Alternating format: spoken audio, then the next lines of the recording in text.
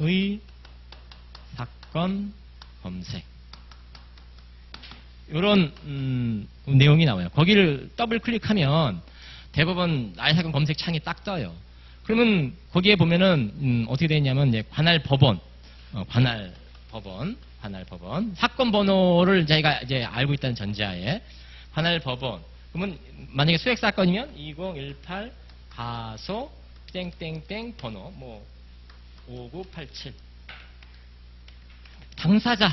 당사자까지 알아야 돼. 누구누구 뭐 이 땡땡 이름.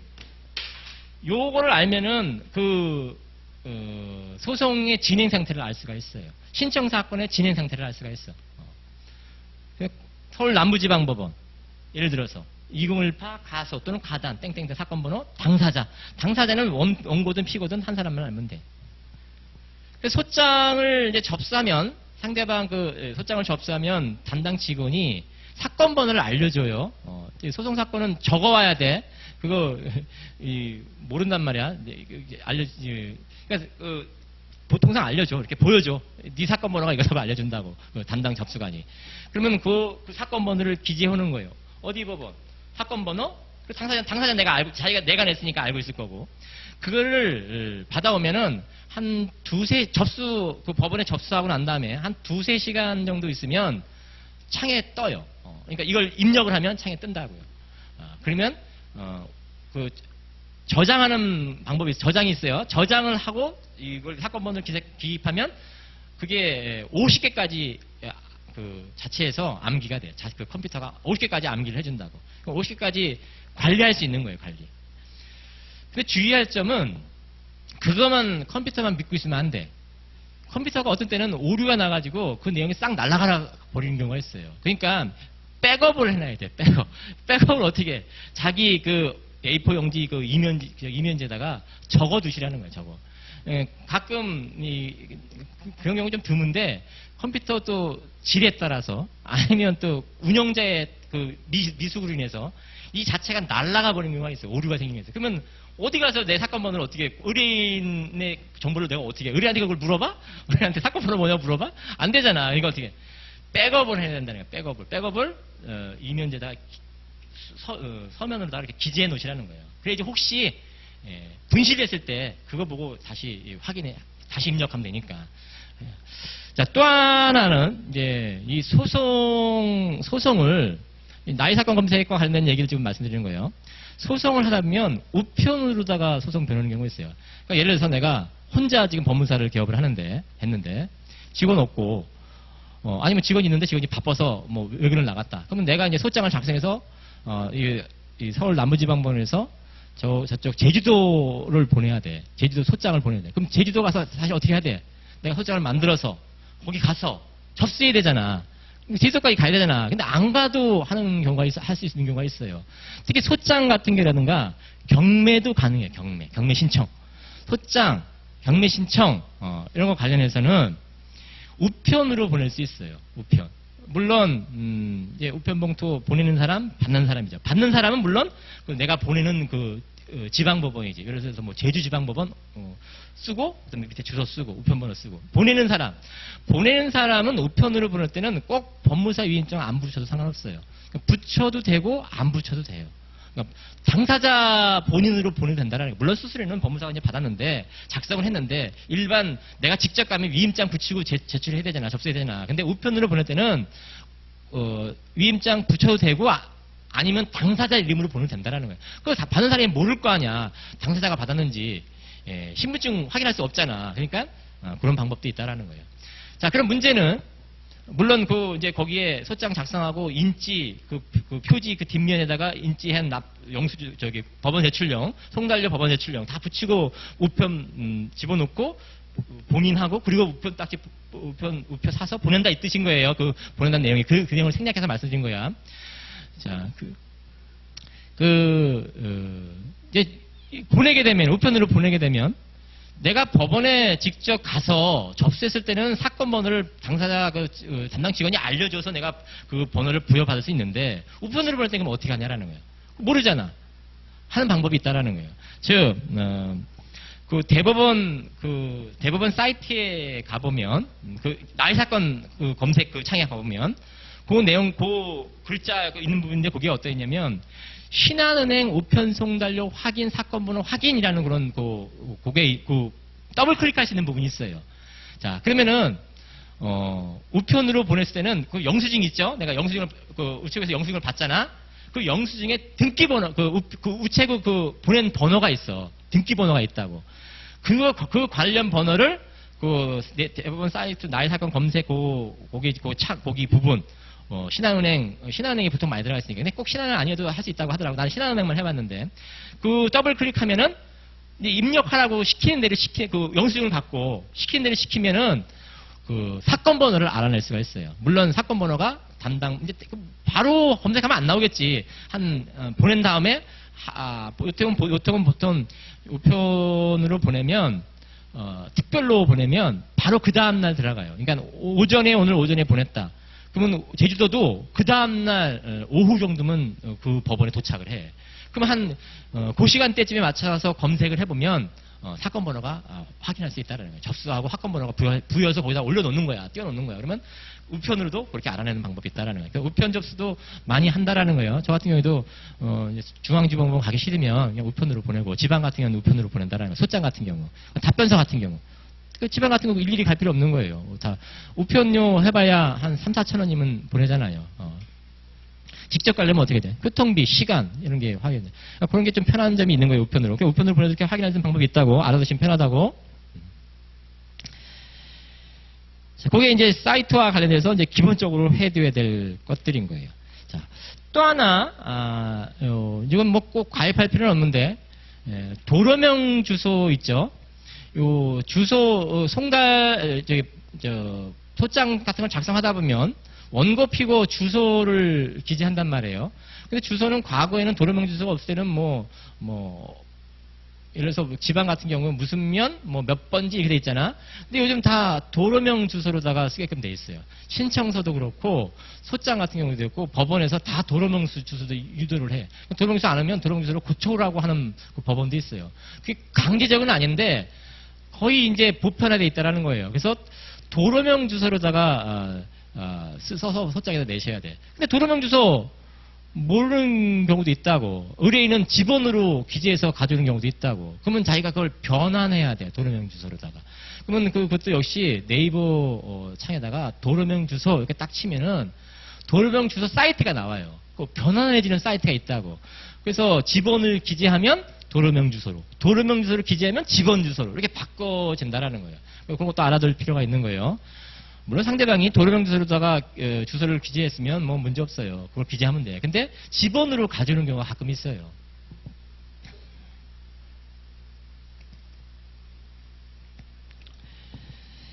자, 나머지는 이제 하면서 좀 말씀드릴게요.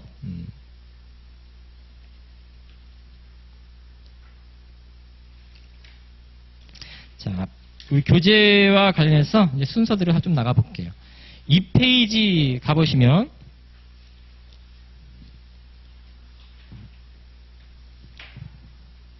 민사소송 준비하면서 이제 간략하게 그냥 내용을 언급해 놨는데, 주장과 증거의 구별 이렇게 했어요.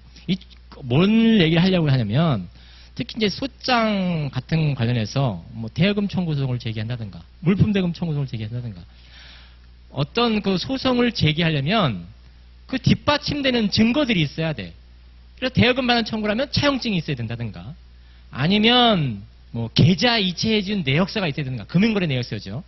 이런 어떤 내역서가 있어야지 법원에서 인용해 준다라는 거예요. 왜냐하면 금전을 대여해줬다라면은 대여해줬다는 내용은 원고가 입증을 해야 돼. 입증 책임에 관한 문제야. 내가 차용증이라든가 금융거래 내역서, 이체한 내역서를 법원에 제출해 줘야 된다는 거야. 그런 거 없이 내가 그냥 막연하게 갑이라는 사람이 을한테 돈을 빌려줬다. 근데 안 갚는다. 돈 달라. 법원이 인용해 달라.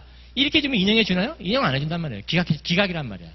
따라서 단순한 그냥 주장만 가지고는 인용받기 어렵다는 거예요. 물론 증인 빌려주는 걸 제3자가 봤다. 증인. 그 증인은 최우적이야. 최우적. 법관의 심증을 굳히는 데서는 최우적이라고. 증인이 없으면, 증거가 없으면 증인 신청을 해야지. 내가 돈 빌려준 걸 제3자가 봤다. 근데 법관이 어떻게 해? 믿을 만한 증인이어야지. 내가 알고 있는 증인, 내 쪽이 내 편인 증인. 이게 의미가 없단 말이에요. 그래서 이 차용증이라든가 아니면 계좌 이체한 내역서, 물품 대금이라면은 이런 것들이 그 첨부 서류로 나중에 들어간다는 거예요.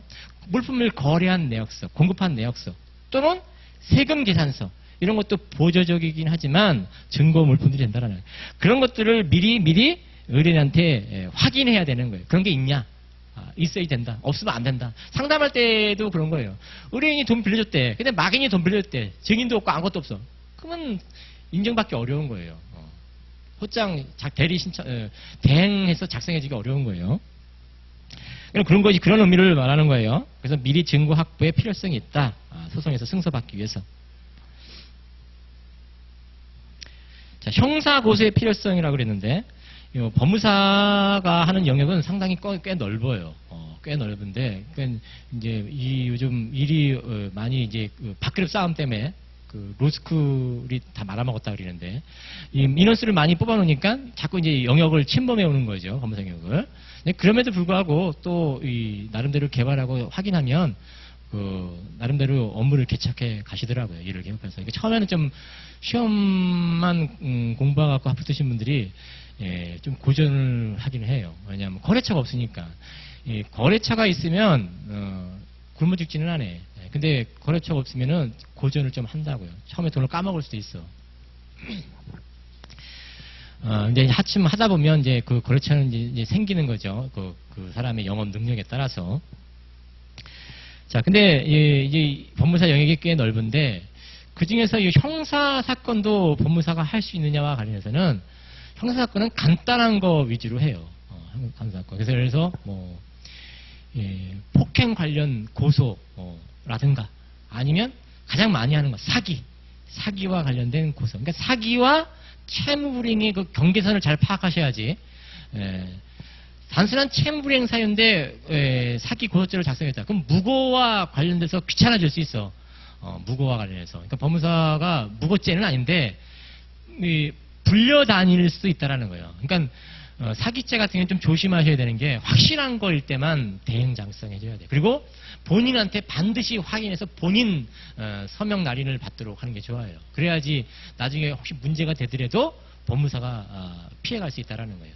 그러니까 자기가 일반 소장 작성하듯이 상대방 의뢰한테 그 내용도 보여주지 않고 고소한 내용, 고소장 작성한 것을 그대로 그냥 도장 찍어갖고 보내면은 나중에 또 무고와 관련해서 연루가 될 수 있다는 거예요. 그러니까 의뢰를 받으려면 형사사건 의뢰를 받으려면 확실한 거, 자기가 판단해서 확실한 거. 그리고 반드시 그 상대방 의뢰인의 의뢰인이 가져온 도장. 내가 법무사가 도장 팔 수도 있죠. 의뢰인 허락하에. 그리고 법무사 사무실에 비치돼 있지. 뭐라 그래 이거. 조각조각 해가지고 합해가지고 이렇게 도장 찍는 거 있잖아. 모르시나 보네. 나중에 이제 개업하시다 보면 그것도 만들어야 돼. 조판이라든가 이름이 이렇게 조각조각해 있어요. 뭐 이자, 광자, 섭자 그러면 조각조각 돼 있는 그 글자들이 있어요. 그걸 합해가지고 이광섭 이렇게 도장을 만드는 거예요. 그 사무실에서. 그거 이제 뭐 얼마인지는 모르겠는데 그거 판매하거든요. 그걸 사무원들은 아예 그걸 갖고 다니는 사무원들도 있더라고. 왜냐면 현장에서 도장을 찍어야 될 상황이 되는데 그럼 그때마다 4,000원 이상 주고 파야 되잖아. 그럴 필요 없이 이걸 미리 사두면 미리 그걸 그때마다 필요해서 조합해가지고 도장을 찍는다라는 거예요. 자, 법무사가 그렇게 할 수 있다고. 일반 소장 같은 경우는 꼭 인간 도장 아니어도 상관없어요.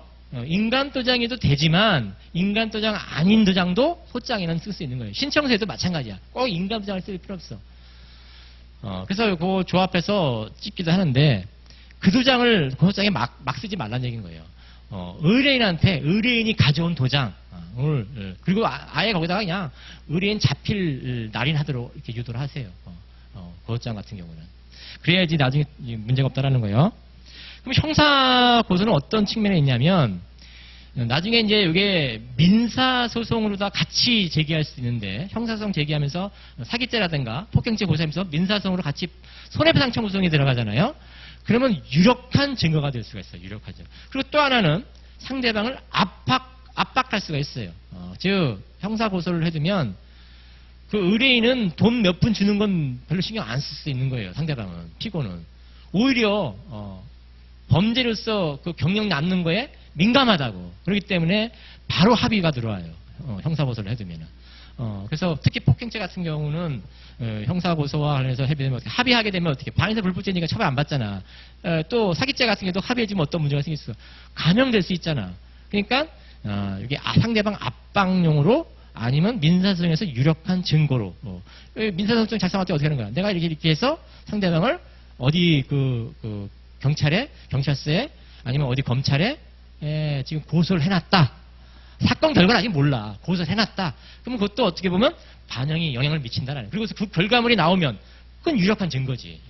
물론 민사와 형사는 별개지만 유력한 증거는 될 수 있는 거예요.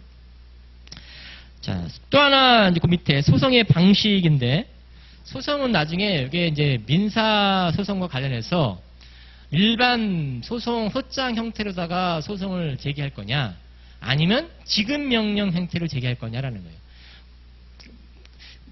그 지급 명령을 하면은 좀 좋은 점이 있어요. 좋은 점이 있다고. 즉, 송달료가 일단 싸요. 송달료가 당사자 수 곱하기 4,700원 곱하기 6회분이야. 그러니까 뭐 절반 값도 안 되죠. 그 금액을 굳이 환산하면 56,400원인가 뭐 좀 그 정도 돼요. 뒤에 그 우리 표에 송달료 조변표에 가보면 나와. 그 송달료가 일단 싸고, 인지도 싸. 인지도 일반적인 소가 환산한 인지세 기준의 10분의 1 수준이야. 그러니까 예를 들어서 인지가 일반 소장으로 작성했다면은 뭐 10만 원 나왔다. 그러면 얼마만 내면 돼? 10,000원만 내면 된다고. 그러니까 의뢰인한테 좋은 점인 거죠. 그래서 당사자들이 직접 하는 경우도 요즘 많이 있는데, 지급 명령을 많이 하는 경우가 있어요. 법무사한테도 아예 지급 명령을 해달라고 요구하는 경우도 있어. 근데 법무사는 선택을 잘해야 돼. 의뢰인이 지급 명령을 고집하면 할 수 없지만, 그렇지 않다면 법무사는 웬만하면 소장으로 유도하는 게 좋아요. 야, 송달료 더 많이 나오지? 그리고 안전해. 왜냐하면 지급 명령은 다한 것 같은 경우는 써먹을 수가 없어요. 상대방 주소를 확실히 모르는 경우, 인적사항을 확실히 모르는 경우, 송달이 잘 안 될 것 같은 경우, 이런 경우는 지급 명령이 효력이 없어요. 또 그러니까 지급 명령을 해도 인정 못 받는다라는 거예요. 또 지급 명령을 하면은 상대방이 이의 신청 안 하면 문제 없, 그 결과물로서 확정된 지급 명령으로서 정보를 받을 수 있지만, 상대방이 이의를 해버리면, 근데 웬만하면 이해한다고, 상대방은. 거의 이해해. 아주 확실한 채권 아니면, 차용증이 확실하다든가, 아니면 물품 대금 거래액세가 확실하다든가, 이렇지 않으면 거의 80%, 70%는 이해한다고요. 그러니까 이해 안 할 것이 확실하다든가, 상대방 주소가 명확하다든가, 이러면 지급 명령을 해볼 가능성이 있어요. 아니면 상대방 피고가 원고하고 잘 안다든가, 그래서 상대방이 일 안 할 것 같아. 근데 나는 집행권을 받을 필요가 있을 것 같아. 이럴 때 지급 명령을 한다라는 거예요. 그래서 의뢰인과 상담을 할 때 의뢰인이 꼭 반드시 지급 명령을 해야 된다 이렇게 고집하지 않으면, 그런 어떤 맹점을 설명해 줘야 된다고. 지급 명령의 맹점. 그리고 또 지급 명령의 맹점은 또 뭐냐면, 상대방이 이의 신청하면은 지급 명령을 송달 받은 때부터 14일에 이의 신청을 해야 돼. 이의 신청을 14일 내에 하면은 소송으로 이게 사건 번호가 이첩되는데, 즉 원래 지급 명령 신청할 때 사건 번호는 2018 차라고 하는 경우도 있고, 요즘은 전자소송으로 차전 이렇게 하기도 해요. 땡땡땡 번호 이렇게 되잖아요. 이게 만약에 상대방이 이의 신청을 한다. 이의 신청을 하면 주소 보정 명령이 보정 명령이 나와요. 인지 보정 명령이 나와. 왜? 원래 소액 사건 같은 경우는 10회분을 납입해야 되잖아. 94,000원을 납입해야 되잖아. 근데 56,400원을 납입했잖아. 그러니까 더 내라고 보정 명령이 나와요.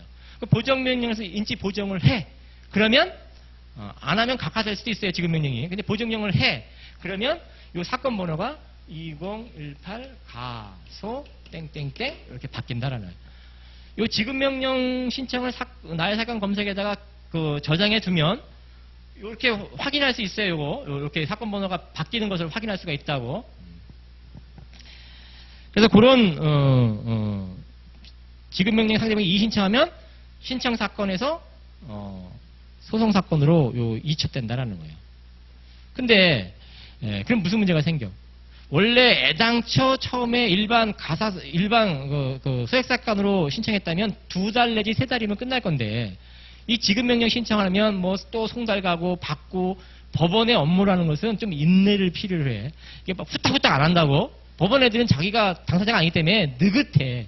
송달도 일이 많으면 느긋하게 보내. 그렇기 때문에 어떻게 2달, 3달 걸리는 건 다반사예요. 법원의 업무라는 것이. 따라서 또 그 업무량에 따라서 업무량이 쌓여있으면 어떻게 늦어져. 그 때문에 이 지급명령 신청하고 이 소송사건으로 바뀌게 되면 애당초 2~3달이면 끝날 것이 3달, 4달 이상 갈 수도 있다는 거예요. 그런 맹점을 의뢰인한테 이게 애매한 사항이면 확실한 사건이면 의뢰인대로 요구대로 해주면 되는데 애매한 사건이면 그렇게 그런 맹점이 있으니까 웬만하면 그냥 소액 사건으로 하세요. 이렇게 일반 사건으로 하세요. 이렇게 하는 것이 나을 때도 있다라는 거예요. 또 이런 문제가 있어요. 지급명령을 신청하면 상대방의 인적사항을 제대로 모른다. 그러니까 적어도 소송을 제기해서 판결을 받아가지고 이제 그 소송을 제기하는 이유는 뭐예요? 물론 집행까지 염두 안 해두고 판결만 받아서 시효를 중단시키는 것만 생각해 볼 수 있지. 근데 그건 의뢰인한테 결국 실질적인 만족을 얻는 건 아니잖아요. 의뢰인이 만족을 얻으려면 어떻게 해야 돼? 소송을 제기를 해서 판결을 받아서 집행을 할 수가 있어야 돼. 집행을 해서 의뢰인한테 현실적으로 만족을 얻게 해줘야 된다고. 그런데 적어도 집행까지 이루어지려면은 자, 이름을 알아야 돼. 예를 들어서 홍길동 상대방 피고를 말하는 거예요. 그 다음에 주소, 주민번호. 이 주민번호는 옆에다 쓰지. 주민번호. 요 3가지를 알면은 완벽한 거예요. 그러면 나중에 집행까지도 가능한 거예요. 이름, 주소, 주민번호. 이렇게 3가지를 다 하면은 뭐 문제될 거 하나도 없어. 근데 이 중에 주민번호를 모를 수가 있어. 주민번호를 몰라. 주소만 알아. 그러면은 집행까지 염두에 두려면